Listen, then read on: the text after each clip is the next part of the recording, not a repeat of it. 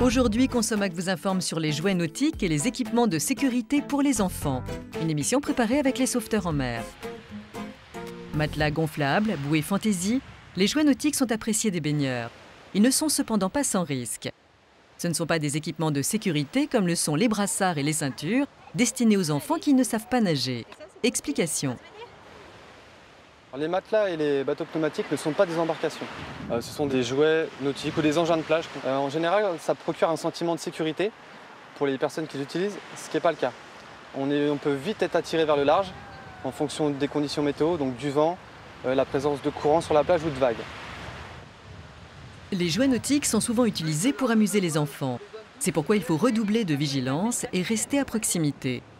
Pour plus de sécurité, on peut par exemple tenir à l'aide d'une corde le jouet gonflable pour éviter qu'il ne soit entraîné vers le large. Si votre matelas ou votre canot pneumatique vous emporte au loin, plutôt que de vous épuiser à regagner la côte à la nage, ne le quittez pas pour être plus facilement repérable par les secours. Sur bon nombre de plages surveillées par la SNSM, c'est une intervention classique, on va dire. Récupérer un bateau pneumatique ou récupérer un matelas pneumatique qui s'en va au gré du vent.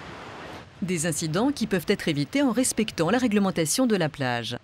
Écouter les consignes des sauveteurs, se baigner dans les zones qui sont balisées et les zones qui sont surveillées. Et respecter aussi l'utilisation des flammes. Une couleur verte indique que la baignade est sans danger. Une couleur jaune ou orange indique que la baignade peut être dangereuse mais qu'elle est surveillée. Et une couleur rouge indique que la baignade est interdite. Attention, les jouets nautiques ne peuvent pas remplacer des équipements spécifiques pour les petits qui ne savent pas encore nager. Il existe des aides à la flottabilité pour les enfants, comme les ceintures et les brassards. Donc, ces équipements sont destinés aux enfants qui ne savent pas nager et ça les aide à flotter. Il faut s'assurer que ces équipements sont en bon état.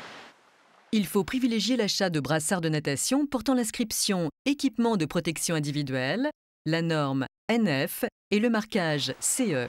Attention, ces équipements ne remplaceront jamais la surveillance des parents. Donc, les parents doivent rester à côté de leurs enfants et les surveiller tout au long de la journée.